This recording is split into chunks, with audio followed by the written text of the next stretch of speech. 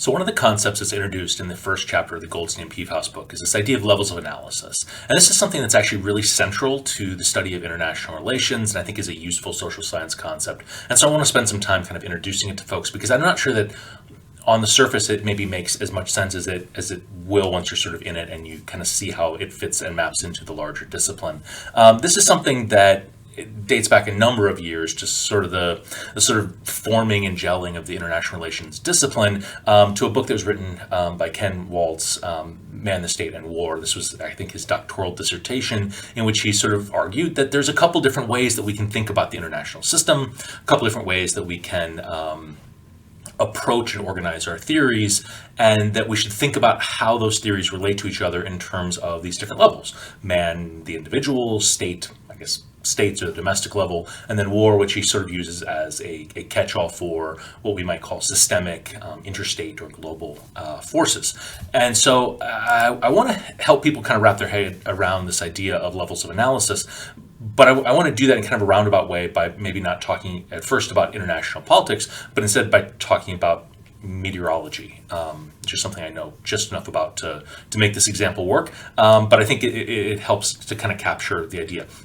Because some meteorologists are interested in really big picture questions, right? Is the Earth warming? That's a critical question for meteorologists, and what does that look like? And if that's the kind of meteorologist that you are, and that's the kind of question you're interested in, the kind of data you're going to look for is things like average global temperature, or maybe average temperature of the Pacific, or maybe the volume and surface area of Arctic sea ice. And those are things that are going to help you to understand sort of these global trends that are happening. But not every meteorologist is interested in climate change. Lots of meteorologists are interested. In fact, most meteorologists make their money and earn their living by telling people if it's going to rain tomorrow. And if that's the kind of meteorologist that you are, then if I come to you and say, hey, did you see how much Arctic sea ice there is, in that latest report, they're going to say, nah, it's not really what I do. I'm not really interested in that kind of a question. And that's not helpful to me in any way, shape, or form, right? It doesn't mean it's not an important piece of data for some people. It's just for the questions that a meteorologist who needs to explain if it's going to rain tomorrow, that just doesn't do anything. So you need things like barometric pressure and temperature, and you need tools to measure with the Doppler radar to measure the movement of clouds and precipitation, and that's going to be really helpful for you. Arctic sea ice, not so much. But some meteorologists are interested in questions about why do tornadoes form, and you can give them Arctic sea ice, and that's not helpful, and you can tell them what the barometric pressure is, and they'll say, yeah, that's helpful, but that's not enough. I need more. I need something more fine-grained. Maybe I need to get measuring devices inside thunderstorms to see sort of how air is moving on that very very localized level. And if that's the kind of meteorologist you are, you need different kinds of data because you're interested in different kinds of questions. And that's really the core insight of levels of analysis. Depending upon the kind of questions we're interested in, we're going to look at different kinds of data. And so in this course, or I should say in international relations as a field, sometimes we're interested in really big picture questions, right? The global questions about it. Is war becoming less common? Is the system trending toward peace? That's a really big picture question. And maybe you need to look at really big picture forces to answer that question. Things like the rise of nuclear weapons, the rise of globalization, the effect of communication technology, social forces like nationalism that maybe make it more difficult to conquer territory, or maybe the norms of the international system, right? Those global kind of forces are probably going to be most helpful in you trying to answer those big picture global questions, right? Sometimes we're interested not just in big picture global questions, but we're interested in the interstate relations that goes on. So we're interested in questions about, are the United States and China headed toward a new Cold War, or will they be able to manage and cooperate in the future? For that kind of a question, maybe we need to think more about how states interact in the international system and what that looks like, and we have theories and ideas that go along with that.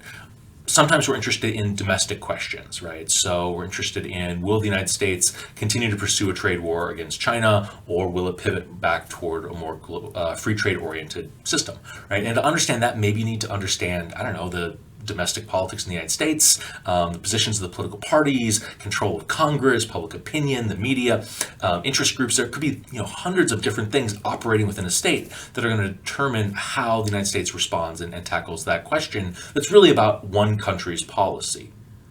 And then sometimes we're interested in how individual leaders are going to act, right? The individual choices that a leader makes in a particular moment. And for that, maybe we need to understand something about the leader. We need to understand, their personality. We need to understand the forces that sort of shaped them, their anxieties and their fears and their worldview, the interactions they have with the people around them, right? Those small group dynamics. Those are the kind of factors that are going to be helpful in answering those kind of questions. Why did Joe Biden or Donald Trump or Vladimir Putin make a particular choice in a particular place and time? So the idea of levels of analysis is that there's different kinds of questions that we might be interested in, and we need to use different theories and different kinds of data to get at those kind of questions, right? And so you might ask the question, sort of, which level is the best, or which is the most useful for thinking about international politics?